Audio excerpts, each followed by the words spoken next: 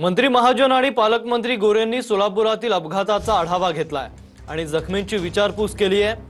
विहिरींना 3 फुटांपर्यंत कठडे उभारले पाहिजेत असं मत गिरीश महाजनांनी व्यक्त केलंय।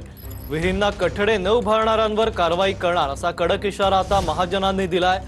तसंच ठेकेदारावर मनुष्यवधाचा गुन्हा दाखल करणार असल्याचं पालकमंत्री जयकुमार गोरे म्हणाले। रस्त्याच्या बाजूला ज्या विहिरी आहेत की त्यांना तुम्ही कठडेच करत नाही, म्हणजे तुम्ही पूर्ण विहीर बांधतात पण 3 फुटाचं जर वरती तुम्ही रिंग टाकली त्याला फरक काय पडणार आहे, पण तुम्ही ते करत नाही आणि त्यामुळे अशा गोष्टी घडतायत, अशा एवढ्या मोठ्या दुर्घटना घडतायत। मला वाटतं सगळ्यांना सूचना जिल्हाधिकाऱ्यांनी सांगितल्या आणि मी महाराष्ट्रभर आम्ही सांगतो आता की या अशा रस्त्याच्या बाजूला असलेल्या विहिरी यांच्यावर 3-3, 4-4 फुटाचे कठडे असलेच पाहिजे, 3 फुटापर्यंत तरी असले पाहिजे की जेणेकरून असे अपघात होणार नाही आणि जे करणार नाही त्यांच्यावर आम्ही कारवाई करू।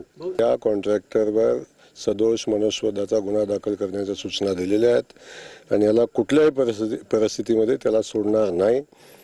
अनेक ब्लॅकलिस्टेड हा वेगळा विषय आहे, तो खूप छोटी कारवाई आहे, याला कुठल्याही परिस्थितीत त्याला सोडलं जाणार नाही।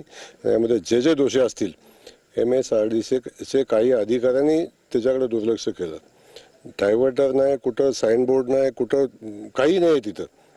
त्यामुळे या सगळ्या परिस्थितीला जे जबाबदार आहेत त्या सगळ्यांच्यावर कारवाई